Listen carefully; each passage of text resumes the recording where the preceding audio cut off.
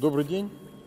Мы обсуждали с президентом также ситуацию здесь, в Центральноазиатском регионе, в том числе и ситуацию кыргызско-таджикской. Вы знаете об инциденте, который произошел 11 января.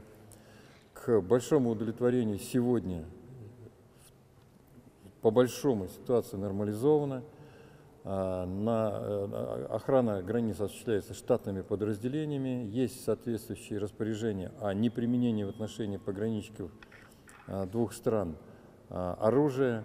Ведется работа групп по делимитации этой границы. Вы знаете, что сегодня достаточно активно на уровне вице-премьеров работают соответствующие комиссии, которые рассматривают альтернативные варианты решения вопроса по спорным участкам.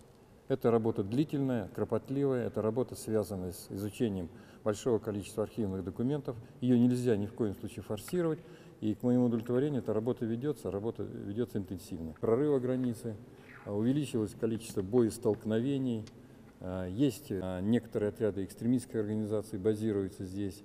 Мы не ожидаем крупномасштабных вторжений со стороны Афганистана. Мы надеемся, что там будет порядок, будет стабильность, что там пройдут в таком штатном режиме выборы, будут избраны новые власти, новый президент, что позволит обеспечить стабильность. Но мы готовимся к худшему. И заключение, которое делают эксперты государственного ДКБ, говорит однозначно только об одном, что ситуация там будет меняться в худшую сторону. И для того, чтобы мы были готовы к этому, сегодня и предпринимается ряд организационных шагов.